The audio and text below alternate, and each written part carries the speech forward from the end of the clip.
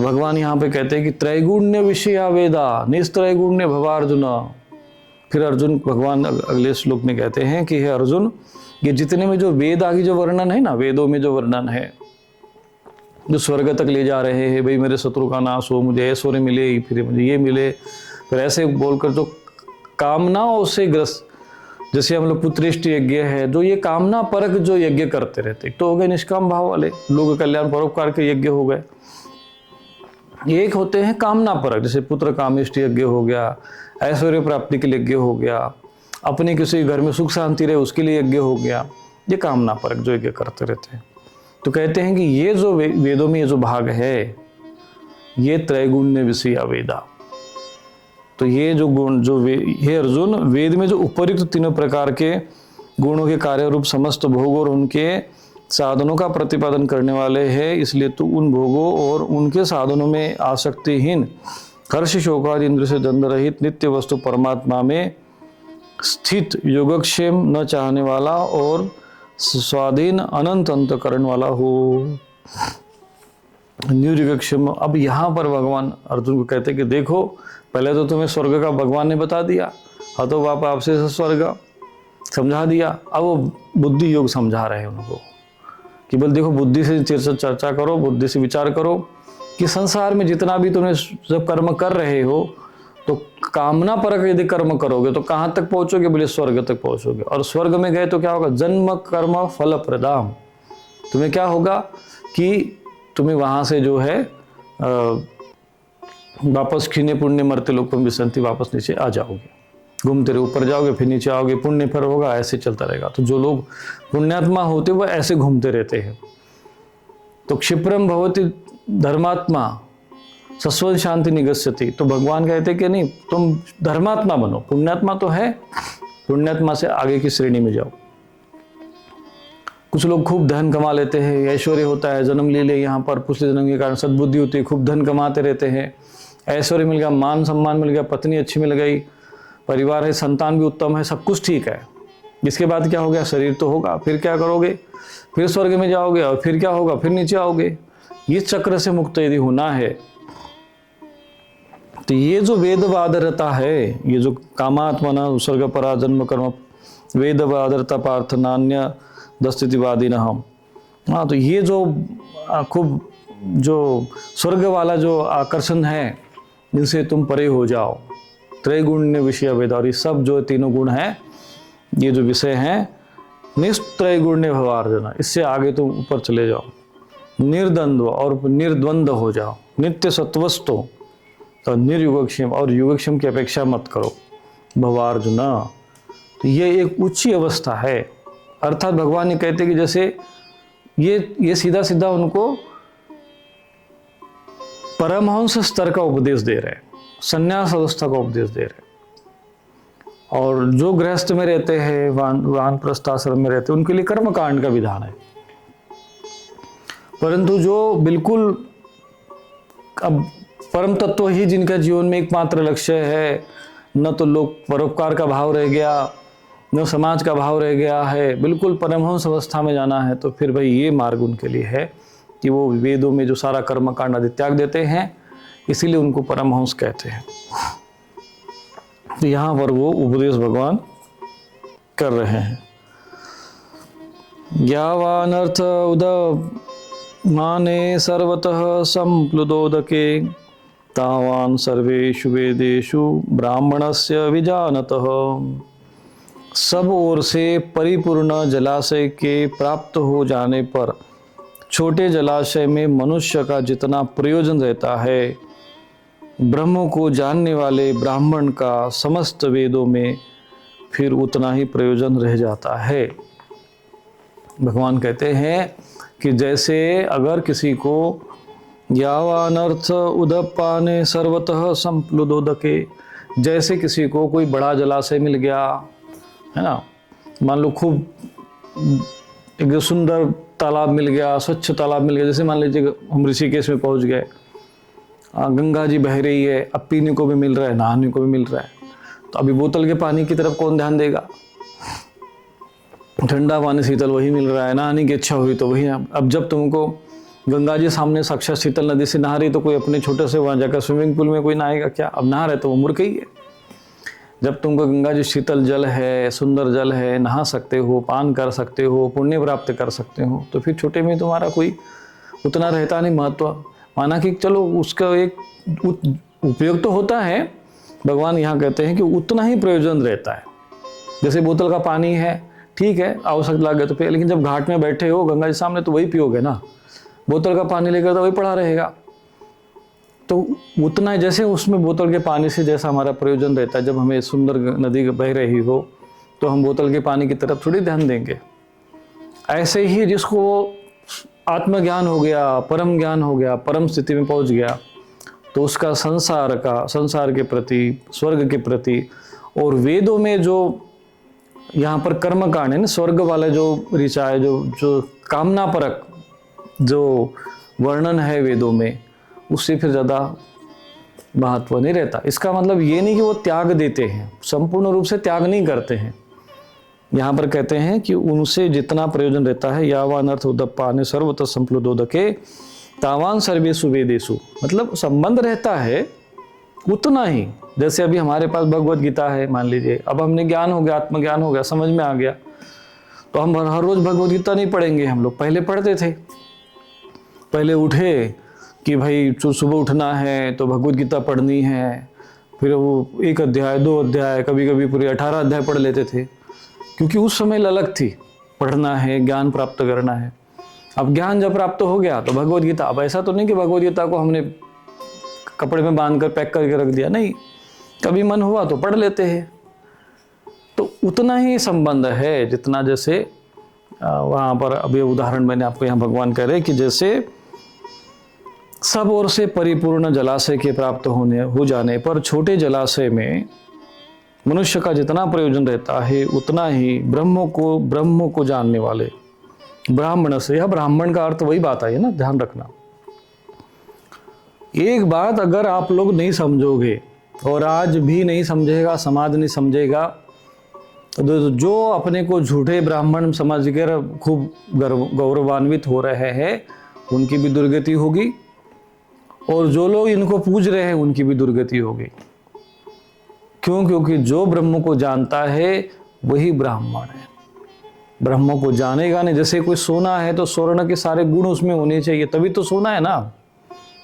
अब लोहे पर सोने का पॉलिश लग गया हो, चांदी पर सोने का पॉलिश लग गया हो, तांबे पर लग गया हो, तो वो सोना नहीं माना जाएगा। स्वर्ण में स्वर्ण के गुण होने चाहिए, और उसकी परीक्षा भी होगी, उसको घिस के देखता आदमी, लोहा है कि नहीं भैया, कितने के किलो है लोहा, बोले 10 किलो है, चलो तोल दे भाई।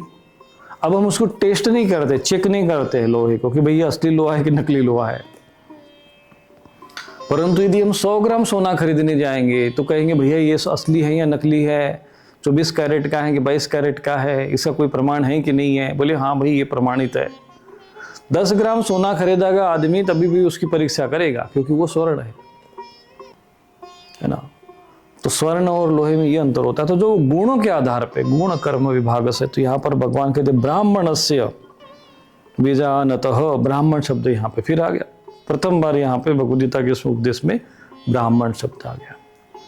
कहते हैं कि उन ब्राह्मणों का बात है यहाँ पर ब्राह्मण का जो अर्थ है उस व्यक्ति के लिए कहा गया है जिसका, जो ब्रह्म को जान जाता है। ब्राह्मणस्य विजानतः तस्मात् सर्वेषु वेदेषु ब्राह्मणस्य विजानतः। ब्राह्मण कौन? जो ब्रह्म को जान गया है। ब्राह्मण का समस्त वेदों में उतना ही प्रयोजन, तत्व को जानने वाले। विजानतः, क्या विजानत शब्द का अर्थ आया है कि जानत शब्द है परंतु वी उपसर्ग लग गया है, तो विजानतः विशेष रूप से जो जानता है, किसको? ब्रह्म को।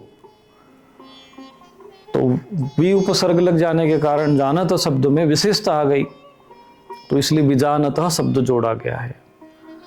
विजानियात ऐसे भी शब्द आते हैं, तो उसमें विशेष रूप से, नहीं तो तत्व से विशेष रूप से जानना। कैसे जानना? तो यहाँ पे अर्थ यहाँ पर आया होगा, शंकराचार्य जी ने यहाँ पर वर्णन किया होगा इसमें। विशेष रूप से जो जानना, अर्थात तत्व से जानना। तत्व से जानना, ब्रह्म को, आत्मा को जानना, उसको कहते हैं विशेष रूपेण जानना। तो ये ब्राह्मण शब्द यहाँ पर आया है। तो यहाँ पर कोई जन्म से विषय आया क्या? नहीं, ब्राह्मण से। तो वेदों में फिर जो ब्राह्मण होते, ऐसे ब्राह्मण जो उस ब्रह्म को जान गए।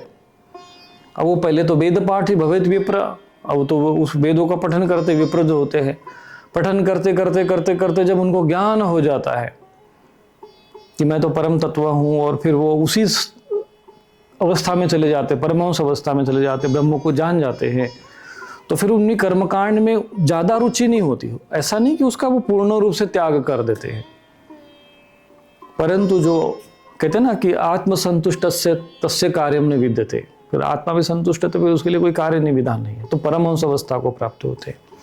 तो जो परमहंस अवस्था को जो प्राप्त हो गया, जो ब्रह्म को विशेष रूप से जान गया, ऐसा जो ब्राह्मण होता है, ऐसे व्यक्ति को ब्राह्मण कहते हैं। ऐसा व्यक्ति जो ब्राह्मण होता है वही पूजनीय होता है, और उसी को पूजना चाहिए जो ब्रह्म को नहीं जानता। नहीं हम तो भैया ब्राह्मण, हमारे बाप दादा ब्राह्मण थे तो हम भी ब्राह्मण हैं। भैया ये सब तुम लोग जो है अपने मन गढ़ंत जो कुछ भी मान लो, कुछ भी कर लो, पर शास्त्र जो है उन्हीं को कहता है ब्रह्म जानति इति ब्राह्मण। हाँ, तुम ब्रह्म को जानते हो क्या? ब्रह्म का तुम्हें अनुभव है? ब्रह्म का कर्म करते हो क्या? ब्रह्म का तुमने साक्षात्कार किया है क्या? बोले नहीं हमने तो किया नहीं, फिर तो ब्राह्मण नहीं है। संस्कार हुआ क्या? बोले नहीं हुआ, तो फिर अभी तुम शुद्र ही हो। बोले संस्कार हो गए? बोले हाँ, तो फिर तुम द्विज कहलाते हो। संस्कार द्विज उच्यते। बोले वेदों का पठन करते हो? बोले हाँ महाराज करते, तो भी तुम विप्र हो। पर कई लोग क्या होते, वेदों को पढ़ते हैं, कर्मकांड करते रहते हैं। जैसे आपने देखा अष्टाध्यायी होती है, भगवान शिव जी की आराधना हो रहा है, तो फिर उनको ये रहता है कि वह सुख और समृद्धि मिले, स्वर्ग मिले। हाँ, तो फिर ये सब कामनाओं में उलझे हुए हैं। भगवान अर्जुन से कहते हैं कि त्रैगुण्य विषया वेदा निस्त्रैगुण्य भवार्जुन। इनसे भी ये जो 3 गुण हैं, ये प्रकृति के 3 गुण, सत्वगुण, रजोगुण, तमोगुण, इनसे भी तुम जो है गुणातीत तो हो जाओ। 3 गुणों से जो परे जाओगे तो वही परम तत्व प्राप्त तुम्हें होगा, क्योंकि जो प्रकृति से परे जो है, जो तत्व है, वही आत्म तत्व है, वही ब्रह्म तत्व है। तो ये थोड़ा सा सूक्ष्म रूप से समझना पड़ता है। अब यहाँ ब्राह्मण से बात आएगी तो लोग बोले अच्छा ये ब्राह्मणों के लिए बात कही है क्या? भाई वो ब्राह्मणों का काम है, हमारा नहीं है। अरे भाई यहाँ ब्राह्मण के लिए नहीं बात है, किसी जाति वाले ब्राह्मण की बात नहीं है। यहाँ पर जो ब्रह्म को जानता है, ब्रह्म की उपासना में लगा है, जो ब्रह्म को चिंतन करने में लगा हुआ है, ये उस मनुष्य की बात हो रही है। और वो मनुष्य कोई भी हो सकता है, वो स्त्री हो सकता है, पुरुष हो सकता है, उससे कोई भेद नहीं है। जो ब्रह्म कर्म में लगा है, ब्रह्म के चिंतन में लगा है, जो ब्राह्मण बनने की स्थिति के लिए वो निरंतर क्षम दम तप शौचम क्षांति आर्जवमेव च ज्ञान विज्ञान आस्तिकम ब्रह्म कर्म स्वभावजम, तो स्वाभाविक रूप से इन कर्म की ओर अग्रसर है ऐसे व्यक्ति को। लेकिन हम लोगों ने पकड़ के बैठ गए, भाई हमारे बाप दादा, भाई तुम्हारे बाप दादा वही कर्म करते थे, वो उनके जैसा गुण थे, उनके कर्म वैसे थे, इसलिए वो ब्राह्मण थे।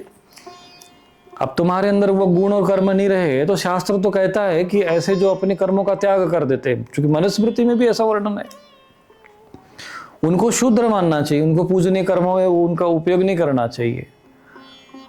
और ऐसे लोगों को महाभारत में किसी भी ग्रंथ में देख लो, जो अपने गुणों का त्याग कर देता है, गुणहीन है, जिनमें संस्कार नहीं है, ऐसा व्यक्ति पूजनीय नहीं होता है। किसी के घर में ले लिया तो तुम ब्राह्मण हो गए, किसी के घर में जन्म तो क्षत्रिय हो गए, ऐसे नहीं होता है।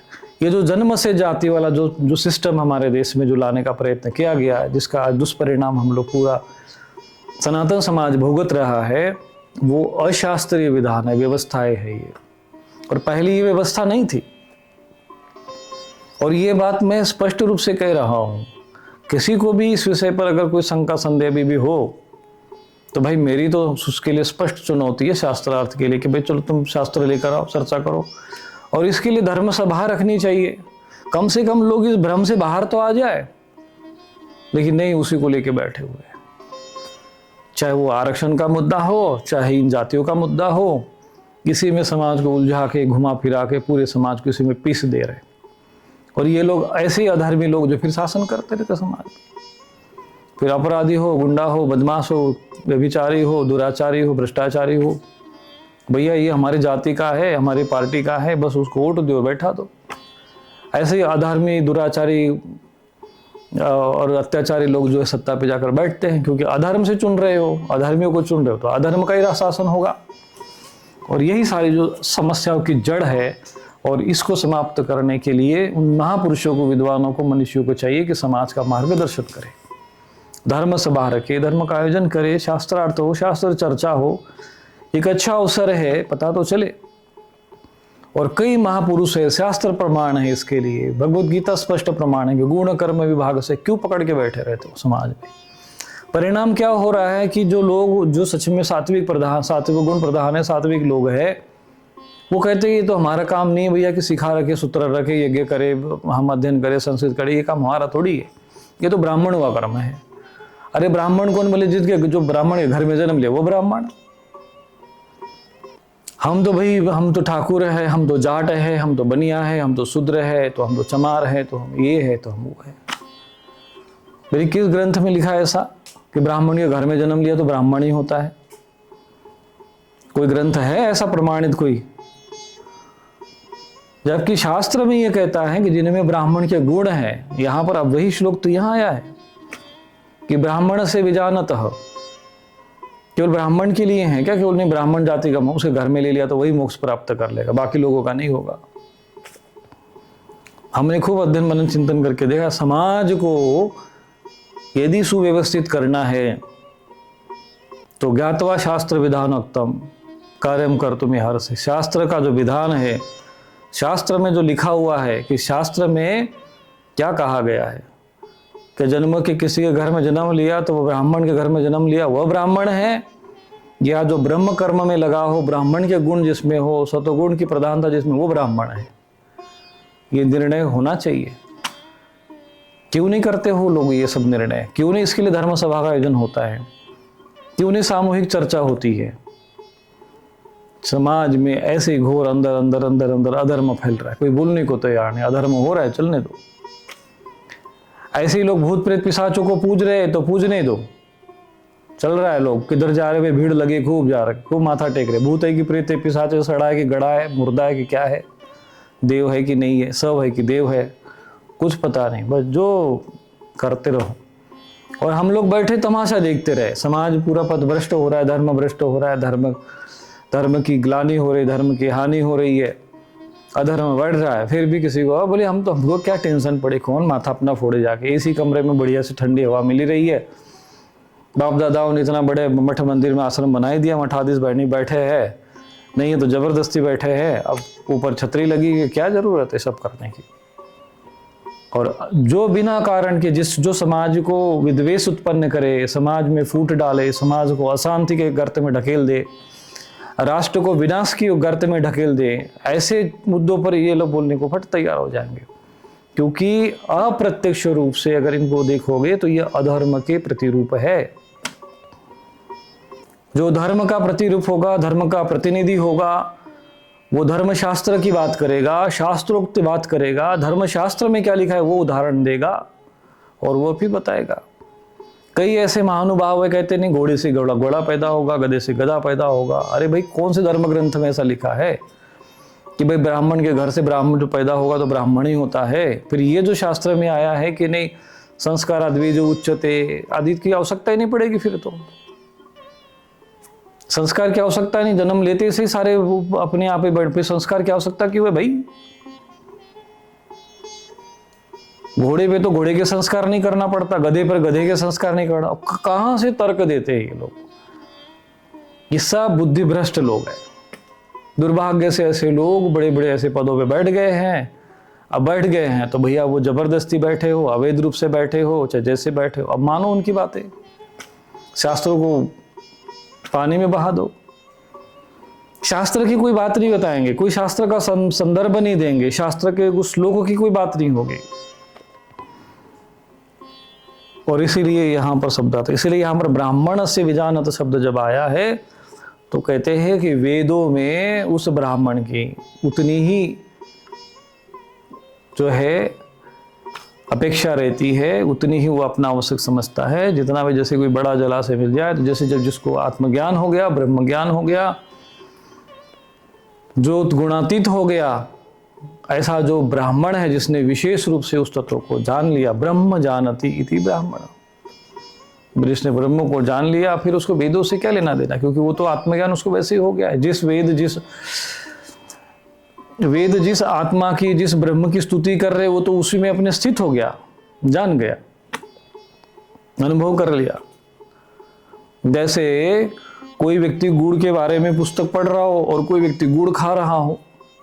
अब जो गुड़ खा रहा है, गुड़ का स्वाद ले रहा है, वो फिर ये थोड़ी पढ़ेगा कि गुड़ पुस्तक थोड़ी पढ़ेगा कि गुड़ का स्वाद कैसे आता है, गुड़ में कोई सा स्वाद आता है, गुड़ खाने से क्या होता है, गुड़ खाने से कैसे होता है, वो तो खा ही रहा है, अपना आनंद ले रहा है। गंगा जी में नहाने वाले व्यक्ति को गंगा जी की महिमा क्या है वो ज़्यादा पढ़ने की आवश्यकता नहीं पड़ती। वो थोड़ी गंगा जी किनारे बैठ कर गंगा जी की महिमा पढ़ेगा, वो तो सीधा डुबकी मारेगा और गंगा जी के जल का आनंद लेगा।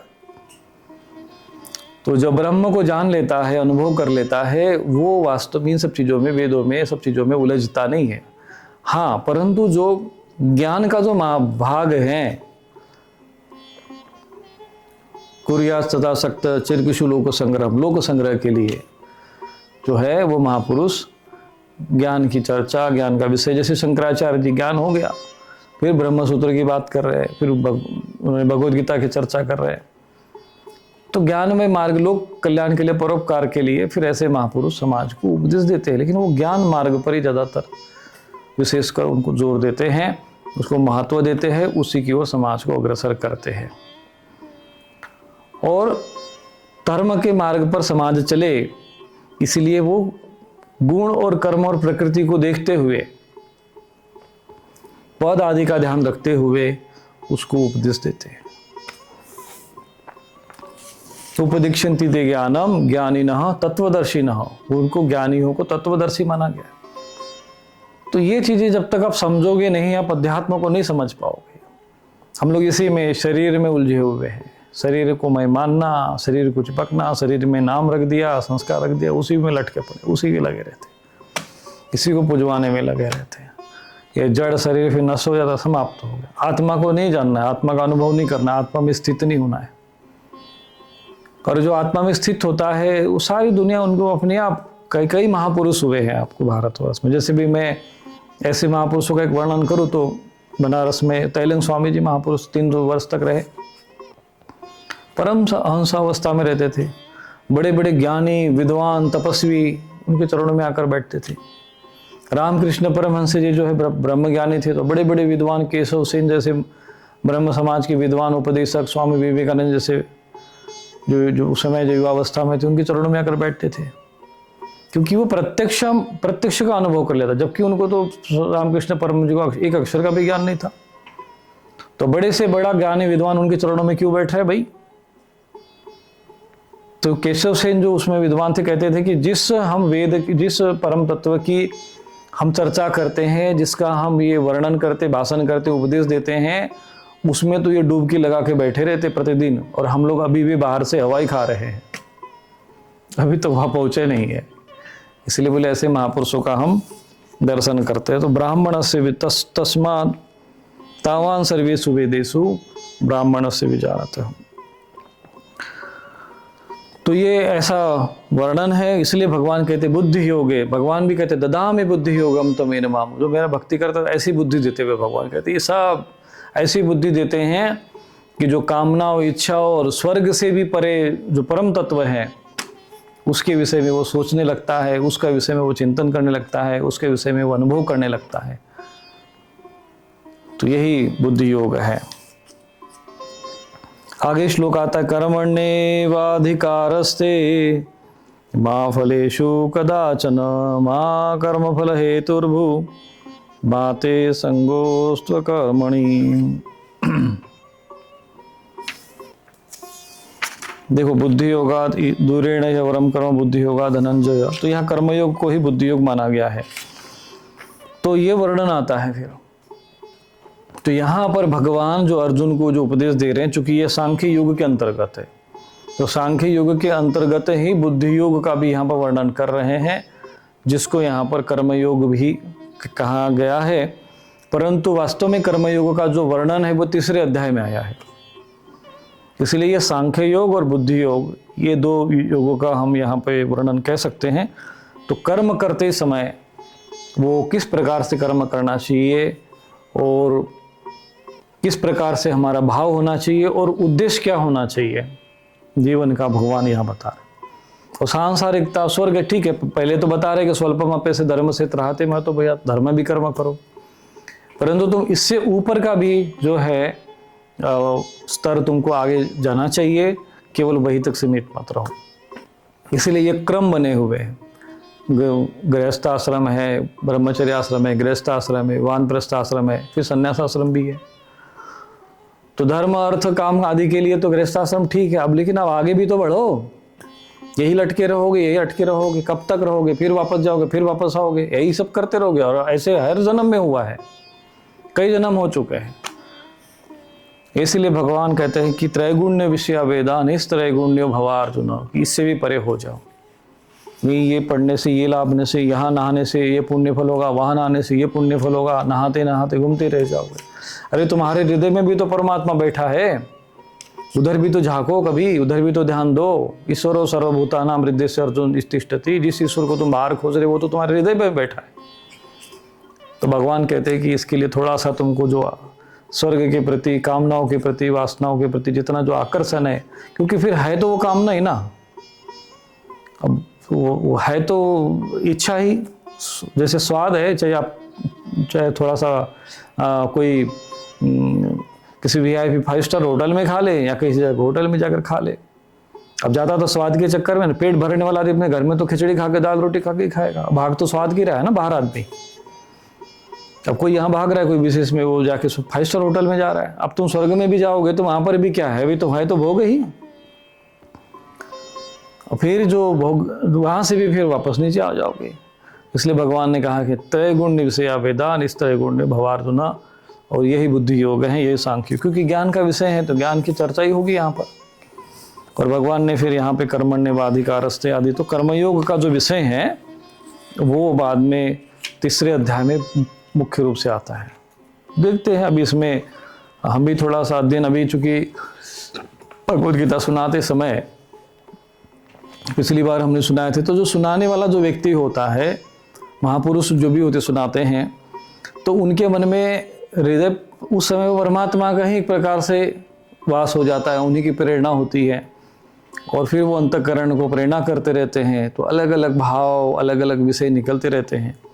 ऐसे ही भक्ति मार्ग से सुनोगे तो लगेगा कि जैसे भगवद गीता भगवान भक्ति की बात कर रहे हैं, ज्ञान मार्ग से सुनोगे तो लगेगा भगवान ज्ञान मार्ग से बात कर रहे हैं। तो ये भाव है जैसे जैसे रहते हैं। और इसलिए एकम सत विप्रा बहुधा वदंती, कि सत्य तो अंत में एक ही होता है, परंतु क्या है कि विद्वान लोग होते हैं अपने अपने विवेक बुद्धि के अनुसार अलग अलग भाव में वो कहते हैं। शंकराचार्य जी ने अपने भाव से कहा, संत ज्ञानेश्वर महाराज जी ने अपने भाव से कहा, हम अपने भाव से आज के हिसाब से समझाना पड़ता है। हमें भी समझाना पड़ रहा है कि भाई साइड इफेक्ट क्या होते हैं, अब प्रत्यवाय न विद्यते, तो साइड इफेक्ट नहीं, तो भाई अब आज की भाषा में अंग्रेजी है थोड़ा, उसमें समझाना पड़ेगा। परंतु उद्देश्य क्या है, मूल उद्देश्य क्या है? मूल उद्देश्य ये है कि मनुष्य का जो शरीर मिला है, मनुष्य को जो हमने धारण किया है, हम सब आत्मा है, और आत्मा के रूप में हमने एक मनुष्य शरीर धारण किया है, और उसका सदुपयोग करते हुए, इस मानव जीवन को सार्थक करते हुए हमें उस आत्म तत्व को जानना चाहिए। और आत्म तत्व को जानकर, ज्ञानी बनकर, परम तत्व को जानकर फिर संसार में कर्म करना चाहिए। तो भगवान कहते हैं कि नैव पापम अवाप्स्यसि, फिर तुमको कोई पाप नहीं लगेगा। सम दुखे सुखे कृत्वा, तो सुखे दुखे समय कृत्वा लाभा लाभो जया जयो, कि सुख और दुख में समान हो जाओ, लाभ हानि, जय पराजय, ये सब में समान रूप से भाव रखो। ऐसा जब चिंतन तुम्हारे मन में जब आएगा, तब तुम परम तत्व को प्राप्त हो जाओगे, और वास्तविक जो शोक और मोह का जो कारण है, जो अज्ञान है, वो नष्ट होगा। समस्त दुखों का आज जितने संसार में विद्वेष उत्पन्न हो रहा है, या द्वेष है, सुख दुख है, जीवन में शोक है, इसका कारण केवल अज्ञान है। और अज्ञान का नाश होने के उपरांत ही हम उस परम तत्व को, परम शांति को प्राप्त हो सकते हैं, जिसके लिए ये मानव शरीर, मानव जन्म हमें मिलता है, संसार में रहना है, संसारिक कर्म करना है, परंतु कर्म कैसे करना चाहिए, किस भाव से करना चाहिए, किस उद्देश्य के लिए करना चाहिए, ये भी आपको ध्यान में रखना चाहिए। तो आज इतना ही, कल पुनः इस विषय पर चर्चा करते हुए आगे इस पर चर्चा करते रहेंगे। और वैसे भी प्रतिदिन अब है, जब तक समय हमारे पास है हम भगवद गीता का विषय को पूर्ण करने का प्रयत्न करेंगे। तो आज इतना ही। नारायण नारायण नारायण। क्या आपकी समस्याओं का समाधान नहीं मिल रहा? स्वामी रूपेश्वरानंद आश्रम में पितृदोष निवारण, काल सर्प दोष शांति, नारायण बलि पूजन, महायज्ञ, जन्म कुंडली विश्लेषण, अभिमंत्रित रक्षा कवच तथा सिद्ध यंत्र जैसे श्री यंत्र, कुबेर यंत्र उपलब्ध हैं। साथ ही नकारात्मकता, शामक स्प्रे, मंत्र सिद्ध यज्ञ भस्म और दैवीय रक्षा कवच भी प्राप्त करें। अभी कॉल करें और सेवा हेतु दान करें।